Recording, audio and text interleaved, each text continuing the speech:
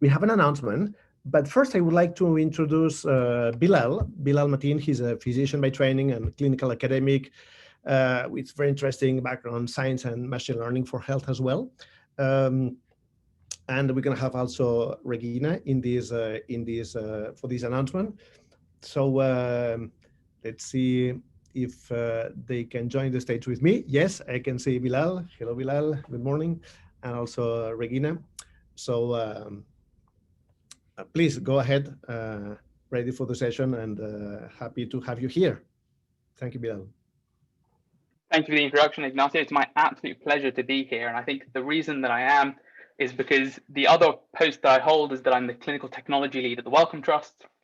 And what I'm hoping that we'll be able to do in the next few minutes is share some incredibly exciting news that we have for everyone. But before I do, I want to take a step back and explain why I think it's so exciting. So at the Wellcome Trust, we've set ourselves this mission of supporting science to solve urgent health challenges, from emerging issues in infectious diseases to mental health to the impact of climate change on human health. But what's become incredibly evident to us, or increasingly evident to us as a funder, is that the nature of science has fundamentally changed over the last few years and is substantially more computational by design than it ever was previously. And whilst that affords us a whole host of new opportunities that would have been inconceivable a decade ago, it also brings with it a whole set of risks. The risks of essentially entrenching the many inequalities that we know exist, and what you've already heard some absolutely incredible speakers talk about. And what I really want to hone in on is that most AI-based tools are neither trained nor evaluated on data from diverse populations, and that there's this enormous chasm which has seen only a limited number of tools go from computer bench to bedside. And that's why Wellcome's Data for Science and Health team was originally conceived. It was and remains our attempt to ensure that we're incentivizing trustworthy data science, but also that the digital infrastructure necessary to catalyze those developments in health research are built and maintained. And I hope you can all see where I'm going here. In essence, what we want to do is make sure that we're not only getting the measurable improvements that we want to see in people's lives, rather than just seeing AI-based tools perform well on benchmarks, but also that the software tools that help us achieve those outcomes are both accessible and reusable by the scientific community at large. So after 2 years of working together to create a collaborative strategic agenda, the Wellcome Trust is delighted to announce that we're going to be partnering with MIT's J Clinic so that we can support folks like Regina, Vinod, Demetrius, and Tommy to undertake field building research in areas such as privacy preserving machine learning, to understanding the drivers of success in large scale clinical deployments, not just in high income countries, but also in low and middle income countries. We see this work as being crucial to democratizing access to cutting edge methods, which will hopefully help us move away from extractive research to instead empowering local communities to contribute as they see fit. We think the work that's been planned has the potential to shape future discussions about trustworthy clinical AI. Couple that with the fact that Regina and the J Clinic team are world-class academics, which in and of itself justifies this kind of investment. What immediately sold us when we started having these conversations was their commitment to open science principles and the global network of hospitals that they already work with.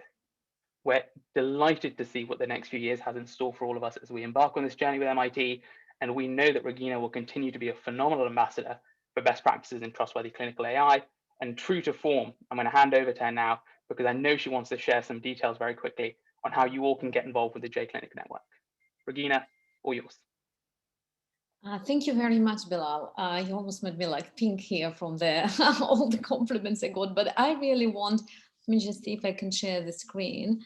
Yeah, I actually want to, change the focus from kind of myself and even J Clinic and to talk more about how this project, I hope you can see my slides. Can somebody confirm that you can see my slides?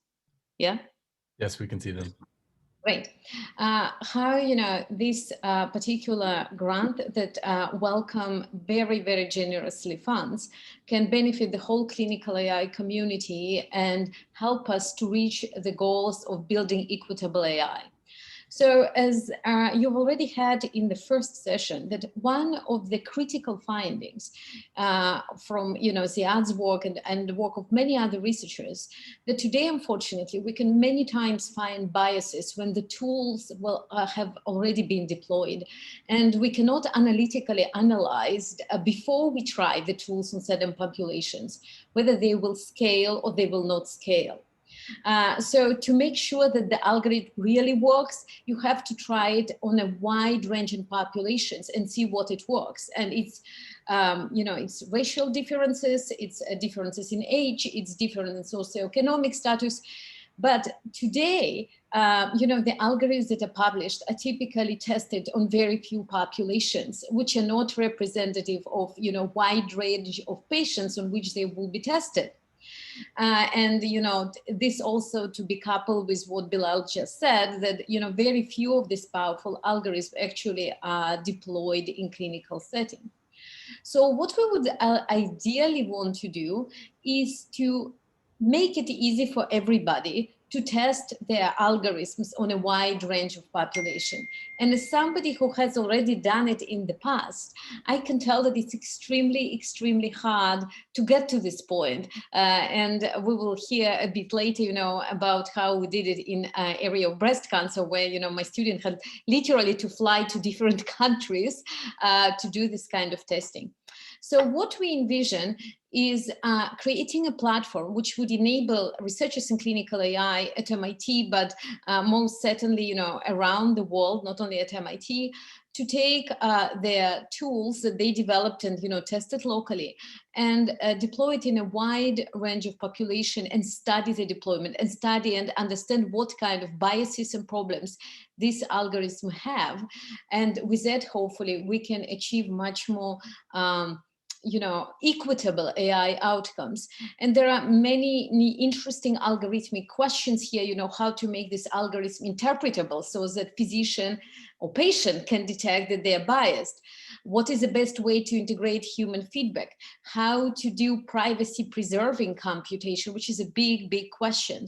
And also to study what do these algorithms do when they are working together with physicians to benefit clinical practice. And we hope that this platform, not we hope, we actually are committed to make this platform open and all the outcomes of this study, broadly disseminate in the community.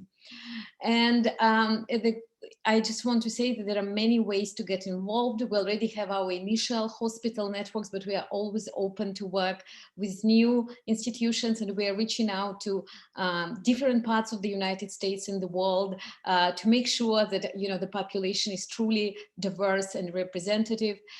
We hope that our colleagues who work in clinical AI and machine learning will be interested to contribute their tools to this network. And, I always get these questions from general populations, how they can help in this research. Many coders, people, who have time to annotate, to do testing, variety of things, how they can do it. So we're working together with Wellcome on creating an infrastructure where, wide public can contribute. And finally, we hope that you would be able to participate in conferences and community forums that we can learn one from another. And I would say that, the first panel that I just had was really a big eye opener for me. So we just really started with this project. Here you can see the URL of our website. I hope in the next few days it's going to be much more elaborate. We are working on making it better, but we really hope that this funding would enable us to combine forces with many people, both physicians, computer scientists, and patients, to ensure that clinical AI really serves broad population. Thank you.